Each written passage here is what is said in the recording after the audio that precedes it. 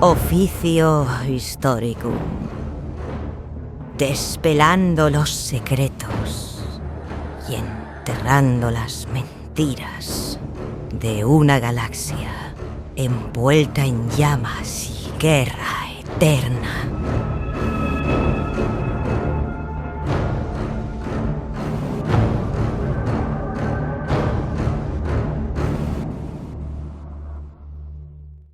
Ave Imperator, amigos y amigas, a Oficio Historicum, episodio número 8. Hoy pensaba que tenía el día ocupado, pero no, al final el día lo tengo libre, así que voy a aprovechar para realizar el último vídeo de esta tanda de vídeos que estoy haciendo diariamente. Como ya comenté en el vídeo anterior, a partir de ahora los haré semanalmente, mínimo 1, máximo 2. Pero bueno, lo que quiero comentar es que este vídeo es la continuación directa de la serie de cronología que he estado realizando estos días. El vídeo anterior, como habréis podido verlo seguramente, y si no os lo recomiendo encarecidamente, es la cronología entera de la herejía de Horus. 50 minutos muy resumidos de los conceptos y eventos principales de la herejía. Y antes de comenzar con la siguiente parte, quiero ampliar con varias modificaciones que me equivoqué del vídeo anterior. Pocas y no extremadamente importantes, pero creo que hay que recalcar. Lo primero, hubo un momento que cometí una rata, que dije Lorgar y quería decir Erebus. Lorgar no da la espada a Nathan, a Eugantemba, lo hace otra vez Erebus. Es Erebus el que lo hace todo. Eso es una rata que supongo que comprendisteis mi error seguramente, por lo tanto, aún así me disculpo.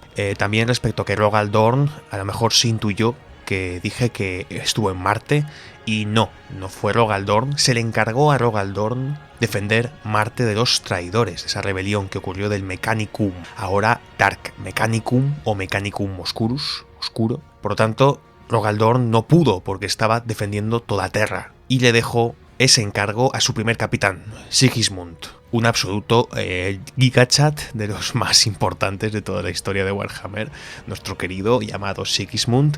Perdóname, Sigismund, que me olvidé de comentarte en el vídeo, sé que estabas ahí, pensaba en ti, pero sin querer creo que dije Rogal Dorn. Y la última puntualización, Malcador falleció en el asedio de Terra. En el momento exacto en el que el emperador se postró en el trono dorado, Malcador realizó un sacrificio final, ofreciendo toda su energía vital y psíquica para despertar al moribundo emperador del letargo en el que había entrado después de acabar con el señor de la guerra Horus Lupercal. Por lo tanto, discúlpame, Malcador, no comenté ese hecho y, aprovechando que estamos hablando de la posterioridad, Malcador va a ser una figura importante porque Malcador realiza, poco antes de esta batalla de Terra, ciertos deseos del emperador para organizar lo que viene a ser las nuevas fuerzas de este imperio de la humanidad. A Malcador se le encomendó organizar nuevas fuerzas para el oscuro futuro que se aproximaba en caso de que Horus hubiera ganado. En este caso fue Malcador el responsable, y aprovecho para decirlo ahora porque estamos hablando de las consecuencias de la propia herejía, el que formó y ayudó a formar a los Caballeros Grises, ese capítulo de Astartes especialmente importante y poderoso, dedicado al exterminio del hereje y de eliminar de toda historia la presencia del archienemigo. También fue responsable de construir la Cámara Militante del Ordo Maleus de la Inquisición, es decir, instruir a nuevos inquisidores para este nuevo imperio de la humanidad que vendría después de la herejía, además de varias otras fuerzas. Pero bueno, dicha esta corrección y esta ampliación respecto al pobre Malcador, lo siento, Malcador, hablemos de las consecuencias directas de la herejía y qué sucederá con los primarcas en esta época antes de hablar de la era de la apostasía, era que trataré en el próximo episodio. Por tanto, este episodio de ahora, las consecuencias de la herejía, el aftermath de la herejía, comprende desde el final de la propia herejía de Horus hasta el principio de la era de la apostasía. Vamos a hablar de 5000 años, donde, depende a qué fuente preguntéis, se le llama la Forja y luego posteriormente el interregno de Nova Terra. Por tanto, lo primero que vamos a hacer es hablar de qué pasó con los primarcas, cuál fue su destino, y luego procederemos a explicar los pasos que hizo el Imperio para reconstruirse de la herejía, lo cual sorprendentemente no fueron muchos pasos a nivel de muertes. Recordad que la era de la apostasía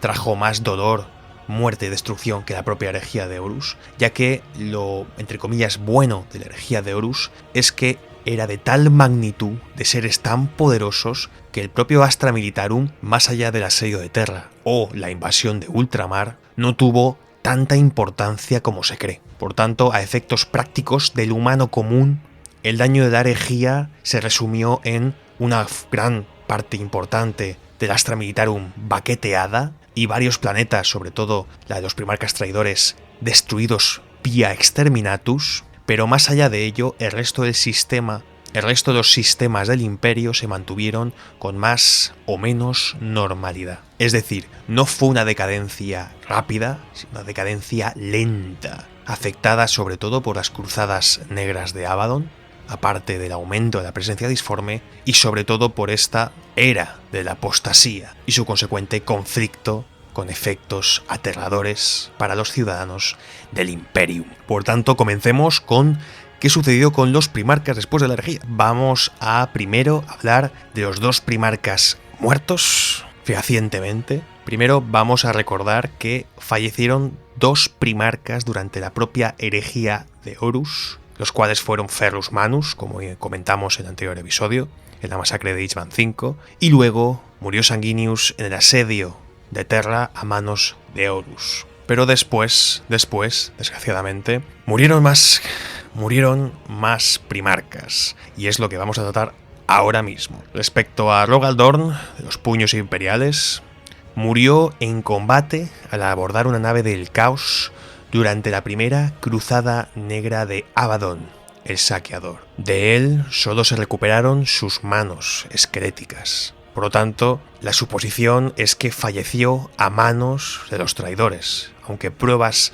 de esa muerte solo están en sus manos, nadie sabe dónde está el resto del cuerpo. Recordemos que Rogal Dorn había realizado las purgas, aquellos contraataques contra los herejes y traidores, y estaba imbuido en el más absoluto odio. Ese odio le llevó a cometer bastantes imprudencias, y Abaddon se aprovechó de ello. Rogal Dorn acabó rodeado de herejes en una nave hereje, emboscado, y allí presuntamente halló la muerte. Esta muerte sucedió aproximadamente en el milenio 31, unos 900 años después del asedio de Terra. El siguiente a comentar es Corvus Corax de la Guardia del Cuervo. Este desapareció. Se sabe que muy pocos años después del asedio de Terra, destrozado por el final tan desastroso de la propia herejía y triste por haber perdido a la mayoría de sus hijos, se dijo a sí mismo nunca más y se lanzó al ojo del terror. Sabemos que en una de esas ocasiones se encontró con Lorgar, el cual había ascendido a príncipe demonio, y un Corvus Corax transformado más en una bestia córvida que en un ser humano primarquil, destrozó al primarca ascendido. Hay rumores de que sigue por ahí, acechando en las sombras, dispuesto a acabar con sus hermanos del caos. Pero la información sobre Corvus es escasa y se le da por desaparecido. El siguiente, Leman Russ, como recordad que Leman Russ destrozó a Magnus el Rojo y luego no pudo llegar a Terra a tiempo. Por este Leman Russ fue en busca de alguna cura para el emperador de la humanidad, alrededor de 200 años después del asedio de Terra, adentrándose en el ojo del terror. Según se dice y según la leyenda que dicen sus marines, los lobos espaciales, dijo que regresaría a la hora del lobo, a la batalla final que parece que aún no ha sucedido. Por tanto, también a Leman Russ se le considera desaparecido. Sobre Yagatai Khan también está considerado desaparecido.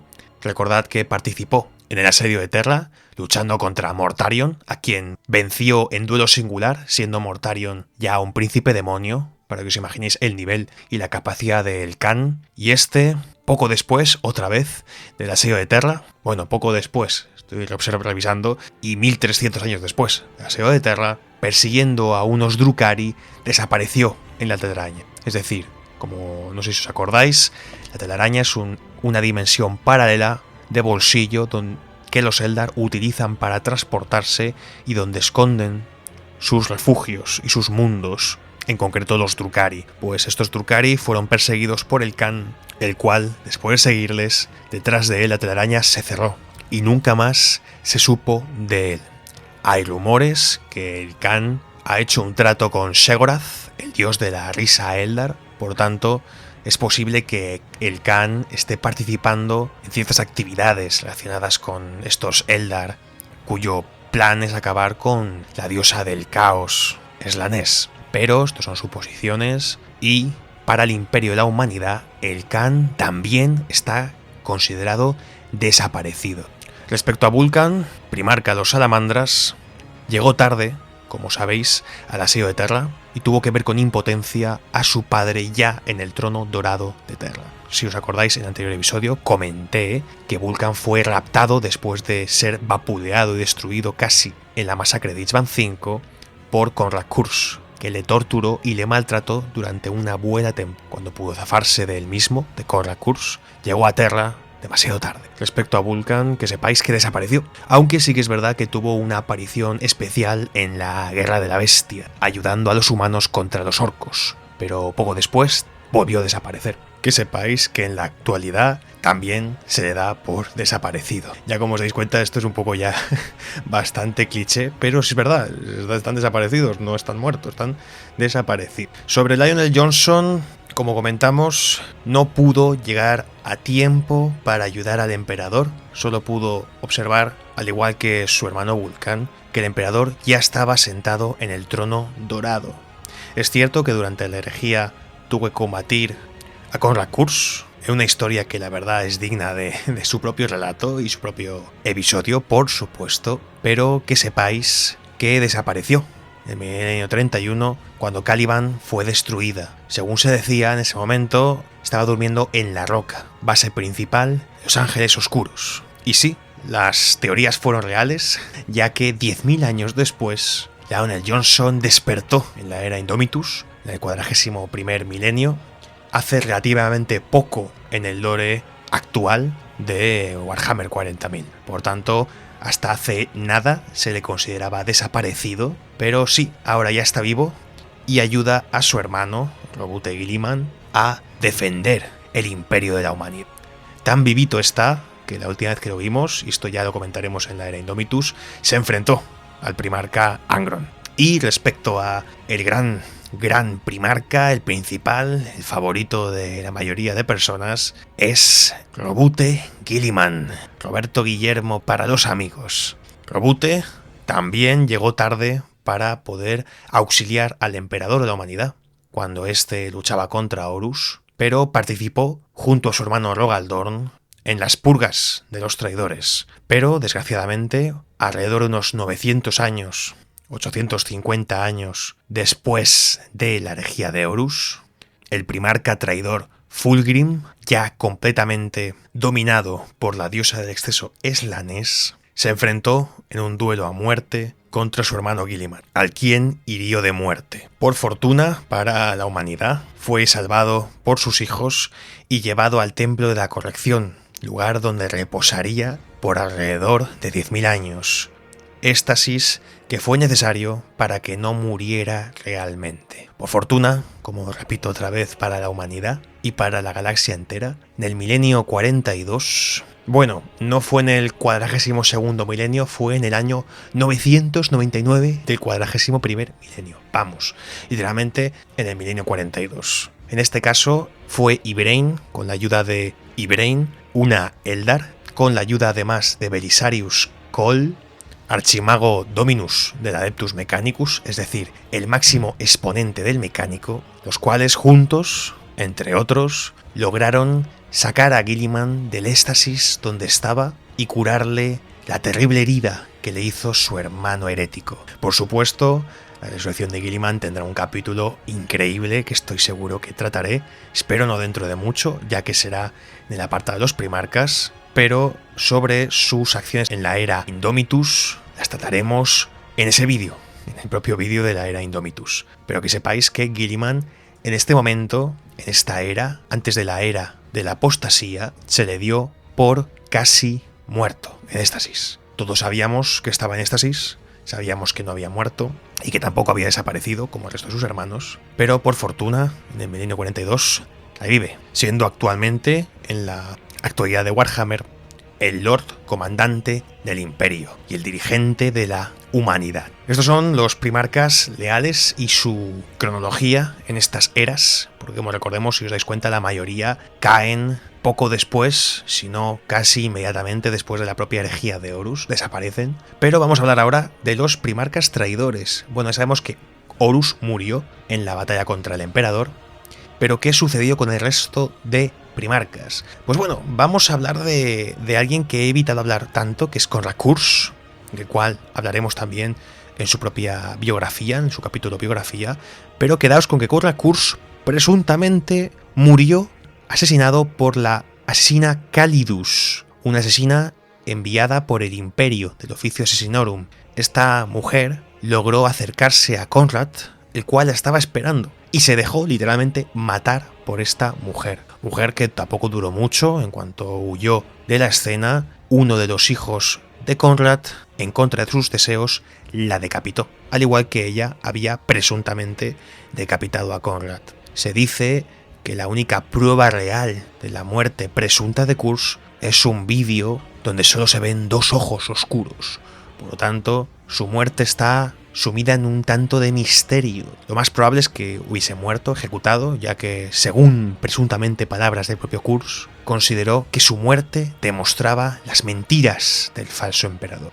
Recordemos que Kurz no ascendió a príncipe demonio, no fue tentado por las fuerzas del caos, simple y directamente era un absoluto monstruo, el cual participó del lado de Horus simple y llanamente porque consideraba que el emperador era una gran mentira y que su justicia era absolutamente falsa, al contrario de su gran, increíble justicia, ¿no, Konrad? Menudo hipócrita. Pero bueno, sobre Konrad, la teoría y la afirmación más clara que podemos realizar es que sí, falleció, pero existe la posibilidad de que todo sea un juego de manos del guión y es posible que en el fondo pueda seguir vivo. Y bueno, respecto al resto de primarcas, pues todos los demás están vivos, de los traidores. En este caso, pues Fulgrim, lo dijimos ya en el anterior episodio, cayó bajo los efectos de Slanesh y se transformó en príncipe demonio. Mortarion lo mismo con Nurgle, en contra de sus deseos, tuvo que elegir entre su propia muerte o servir como un príncipe demonio de Nurgle. Al final cedió y aceptó ser su terrible campeón. Magnus, el cual también cayó convertido en príncipe demonio, aunque su transformación a príncipe demonio está algo nublosa. ¿Qué quiero decir? Hay novelas donde se comenta que Magnus se transformó justo después de la caída de Próspero para tratar de salvar y llevarse a todos sus hijos consigo, en ese momento que se teletransportaron todos de manos de Azek Ahriman. Recordemos que Ahriman era la mano derecha de Magnus y Ahriman le ayudó a Magnus a huir junto a todos sus hijos, pero no sabemos si se transformó en príncipe demonio en ese momento o si por el contrario se transformó después de rechazar el perdón del emperador, furioso porque el emperador quería que se deshiciera de toda su legión, hecho que Magnus no pudo tolerar y en ese momento se convirtió en príncipe demonio. Ambas teorías son plausibles, aunque considero más que es la segunda, porque presuntamente si él se hubiera transformado en príncipe demonio no habría podido entrar en Terra. Esto es algo que el propio Magnus comenta al resto de sus hermanos antes de comenzar el asedio, de que si ellos se transformaban en príncipes demonios no podrían acercarse a Terra. Pero lo dejo al espectador, que creáis lo que creáis conveniente, aunque a efectos prácticos la historia no se altera tanto. Sé que estás disfrutando escuchándonos, pero permíteme pedirte que nos des tu apreciación. Dale a like al vídeo y al podcast, y suscríbete a nuestro canal de YouTube, Officio Historicum, y a nuestro canal en iVoox del mismo nombre. De esa manera, nos ayudas a expandir la verdad sobre el Imperio, los senos y el temible archienemigo. Sé parte de esta historia y gracias por escucharnos. Respecto a Angron, pues está claro que se convirtió en príncipe demonio después de la traición de Karn, el traidor, en el milenio 31. y se llevó de paso a todos sus hijos, la gran mayoría, los devoradores de mundos, se los llevó al caos. Respecto a Perturabo, se convirtió poco después de la herejía de Horus en sirviente del caos indivisible, es decir, en un príncipe demonio de los 4 dioses del caos. El caso en sí del propio Perturabo es bastante especial, ya que es distinto al Lorgar. Mientras que Lorgar mantuvo bastante su cordura y su compostura, que ahora hablaremos de Lorgar, que sucedió con Lorgar en sí, el primer hereje, Perturabo enloqueció. Ya de por sí era una persona que, como os comenté en el episodio anterior, era bastante paranoica, pensaba mal de todo el mundo y además era extremadamente receloso, hipócrita y muy envidioso. Pues bien, recordemos que las fuerzas de los guerreros de hierro, aquellos que siempre están buscando acero para la forja, esa fortaleza que tiene Perturabo en el ojo del terror, dependen de los demonios y usan a los demonios,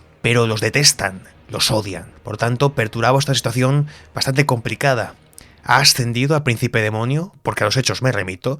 Fue Perturabo responsable del asedio de Terra. Fue Perturabo realmente el más poderoso en la gran escala de las cosas a nivel de la herejía, y actualmente es Perturabo la figura de los primarcas del caos más patente en la actualidad del 41º milenio. Por tanto, es normal que los dioses del caos le potencien, pero al mismo tiempo él rehúse de ellos y los odie. Es una situación un poco de amor-odio que tiene Perturabo. Y por último, por penúltimo, Lorgar, el cual ascendió a príncipe demonio, esta vez sí deseándolo y con consentimiento, del caos indivisible.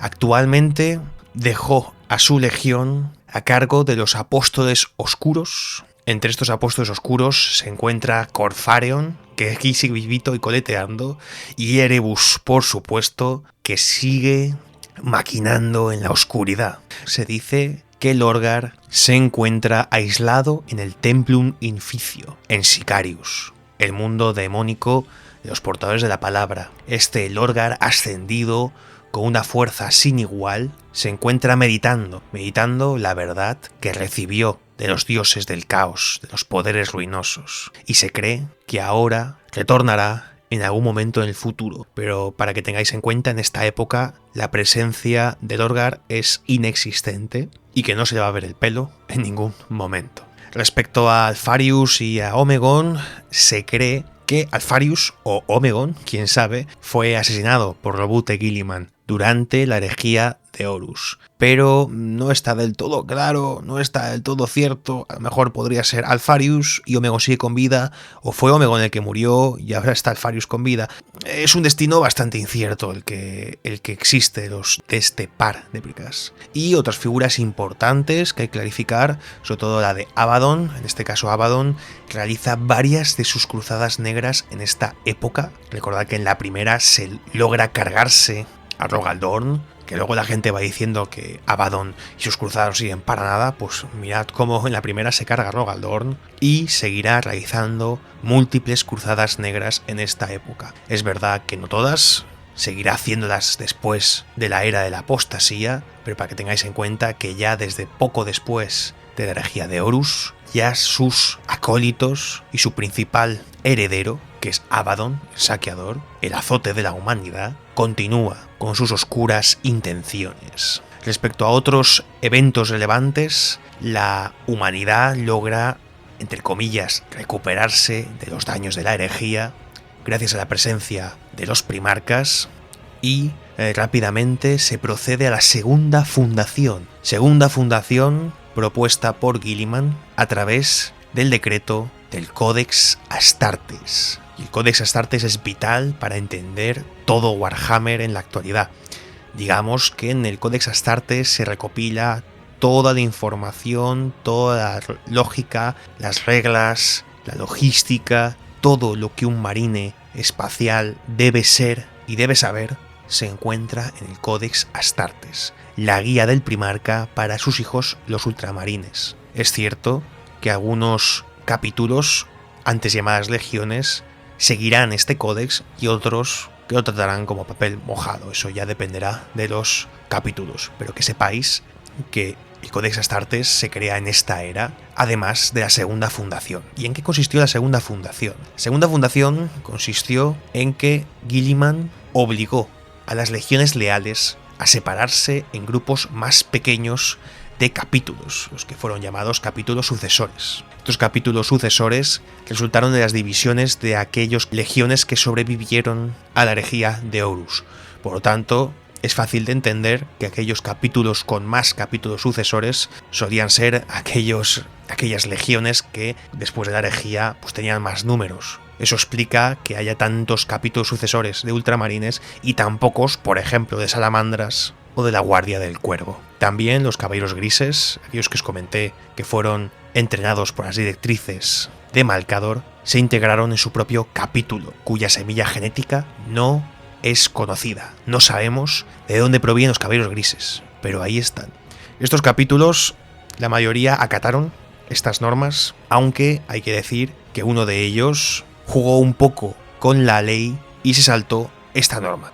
El ejemplo que estoy hablando es de los clásicos de los templarios negros, los cuales, a través de una excusa y un vacío legal que dejó Guilliman en su momento, tienen bajo un mismo capítulo a cientos de miles de marines. Digamos que es un capítulo del tamaño de una legión y, debido a que se encuentran en constante cruzada y evitan llamar a sus neófitos marines espaciales, se saltan la ley que impuso el primarca. Pero esto es respecto a los marines los cuales no tardarán mucho en recuperar sus números, la gran mayoría, y procederán a intentar mantener la paz dentro de la humanidad, aún sin la presencia de sus padres.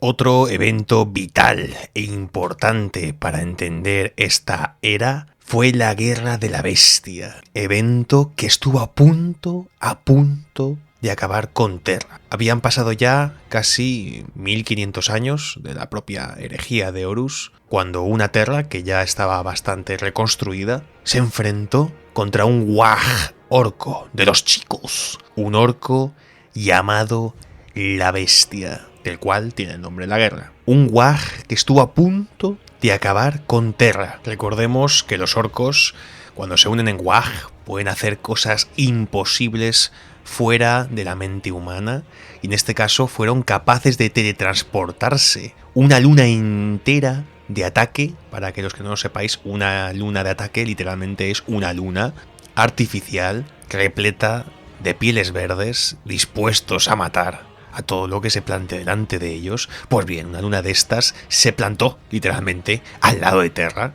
aunque la parte más relevante de esta Guerra de la Bestia no fue tanto la propia fuerza de los orcos, la cual era brutal, sino la incompetencia en este momento de los altos señores de Terra, que continuaban perdidos y desorientados. Por fortuna, la Guerra de la Bestia, aunque costó muchas vidas humanas, acabó con la destrucción de la bestia y de su Wag, y fue un amplio recordatorio de la humanidad de los peligros que acontecían si se relajaban. Esto explica también que después de la Guerra de la Bestia haya un momento de relativa paz producida por ese cambio de mentalidad, ese cambio de filosofía que permitirá a la Tierra aguantar en estos momentos tan oscuros. Y cabe recalcar, como he dicho anteriormente, que por fortuna, y quien salva bastante la situación, es el primarca Vulcan, quien aparece milagrosamente, el que comentaba anteriormente que había desaparecido, apareció, salvó la situación y volvió a desaparecer,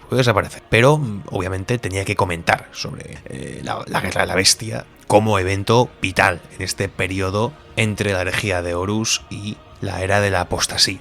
Y, como he comentado, este momento es un momento de recuperación, donde ocurren ciertos eventos más o menos importantes, además de la desaparición de los primarcas, como he comentado, pero no sucederá nada de especial, entre comillas, muy entre comillas, relevancia para un resumen corto, hasta el interregno de Nova Terra. Aquí comienzan los problemas que llevarán a la era de la apostasía. En este interregno, se llama interregno porque surgió de repente un segundo imperio que asimismo se llamaban el Imperio de la Humanidad, literalmente, y este Ur-Consejo de Nova Terra, que se llamaba, desafió a los altos señores y tomó control de una cantidad no poco importante de planetas. Pues bien, esto llevó a un conflicto a gran escala, el cual fue sofocado, aunque lo que tenéis que tener en cuenta de este nuevo imperio no es tanto su propia importancia, sino la inestabilidad que va a producir posteriormente. Para que entendáis,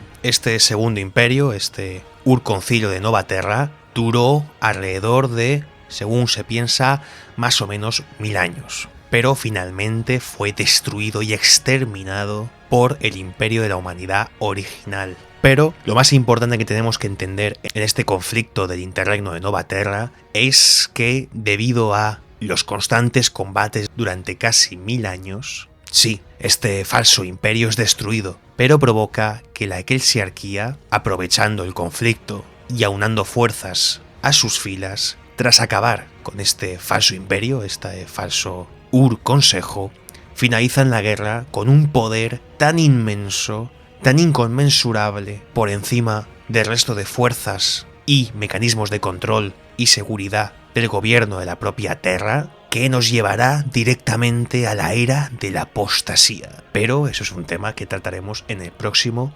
episodio en este canal, el episodio 9. Por tanto, con esto hemos finalizado un poquito las consecuencias de la herejía, lo que sucedió justo posteriormente a la herejía, el destino de los primarcas, ciertos cambios que se hicieron en aras de que no volviera a suceder esta herejía por parte de Guilliman, reagrupando y reconstruyendo a los adeptus astartes, y cómo este falso imperio que surge en el último momento produce una gran inestabilidad que nos lleva a que la eclesiarquía, el adeptus ministorum, maneje demasiado poder que nos va a llevar al conflicto más sangriento del imperio de la humanidad, muy por encima de la herejía de Horus. Pero eso es un relato que realizaremos próximamente. Lo dicho, muchas gracias por escucharme, espero que os haya gustado, si me podéis darle like y suscribiros al canal, y os deseo un feliz fin de semana, y que el emperador os proteja. Adiós. Y aquí ha llegado el episodio de Officio Historicum. Esperamos que te haya agradado y te recordamos que puedes darle a like y compartirlo tanto en YouTube como en iVoox. Dicho esto, buenos días, tardes o noches, y que el emperador os proteja.